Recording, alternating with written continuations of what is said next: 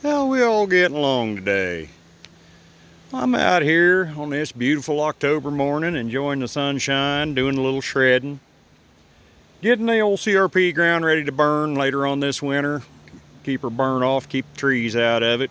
I always mow up around the edges and cut the field into sections. Makes it a little easier to burn, keep under control when you're by yourself.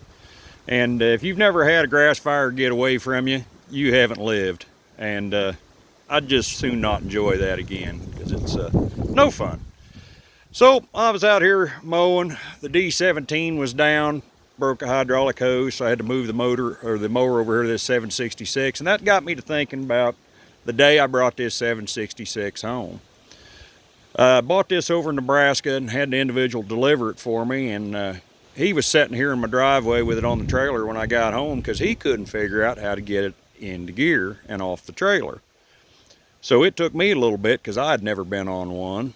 So I figured I'd help y'all out if you ever get one of these, give you a quick walkthrough. Darn good tractors, about 85 horsepower. Does everything I need to do, pulled the big baler, a little overkill for what I'm doing today. It doesn't even know that mower's back there. But honestly, it burns a little bit less fuel, a lot more horsepower. Don't have to run her near as hard as I do that D17 when I'm mowing.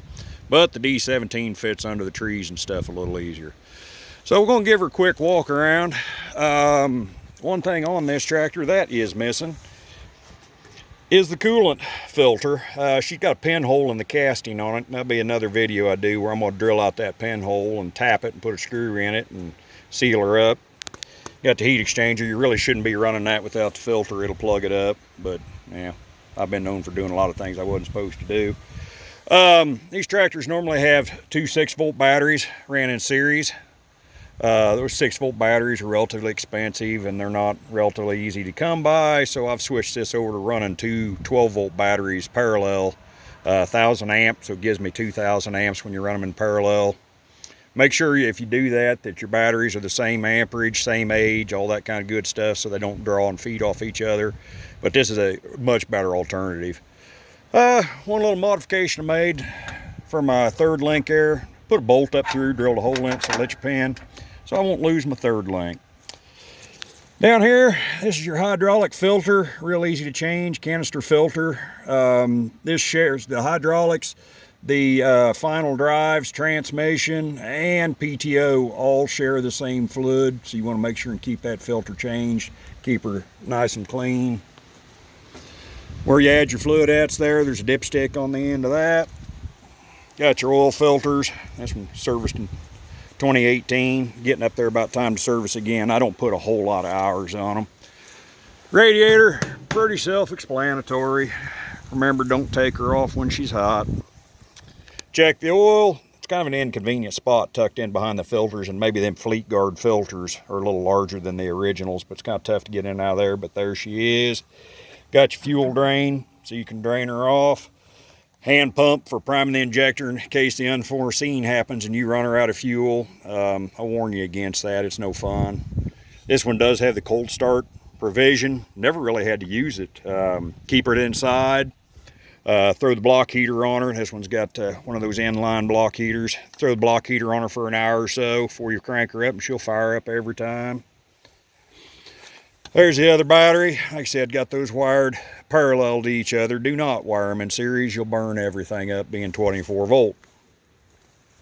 Inboard wet brakes.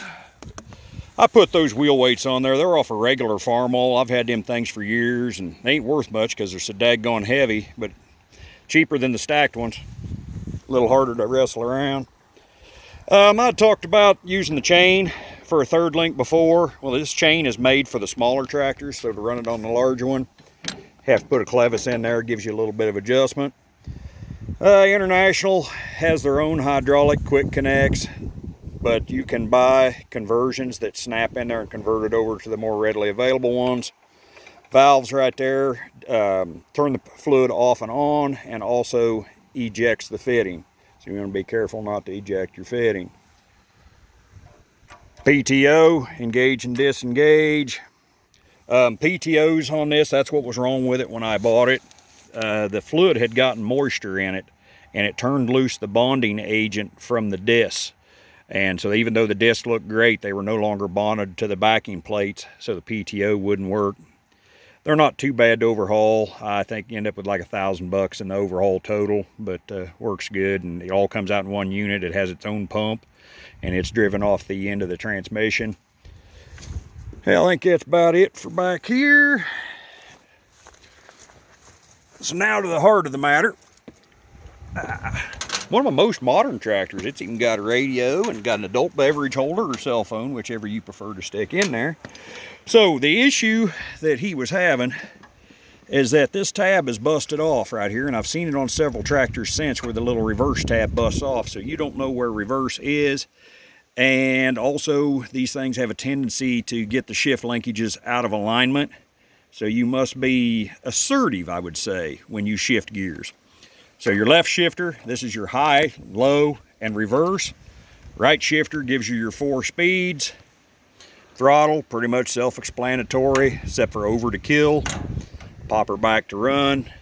TA for when you get in a bind. It comes in real handy when you're pulling the disc and heading uphill. You just get to the top of the hill and you need that little extra ump.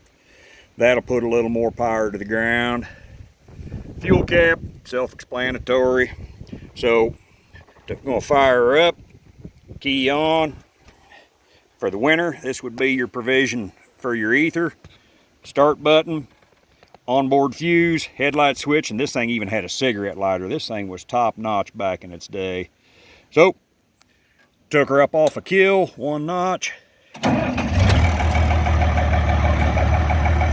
Power brakes, you can feel them power up. Got your gauges, got your tachometer, your oil pressure, amp gauge, fuel gauge. Normally your water pressure would have been down here, but it's long since quit. So I did relocate it up there. It didn't have a water pressure gauge when I got it. So, parking brake. This was the issue. It will not let you shift with the parking brake on. So you have to release the parking brake. That turns the lock loose and allows you to shift gears. There's high, low, over, down for reverse. 4 forward gears. Got your PTO over here. Auxiliary hydraulics. Got your 3-point lift. Got your adjustment for that. We're ready to go, so I'm going to get back to mowing. And hopefully I won't hit any more rocks and break any more shear pins. And just how is it that rocks grow without fertilizer? Rocks, honey locust trees, and cedar trees all seem to grow and proliferate without fertilizer. But yet you have to fertilize the heck out of everything else. Well, if you thought it was entertaining, educational, got any more questions, like and subscribe, give me a thumbs up, makes me smile. Y'all have a good one. I'm getting back to mowing.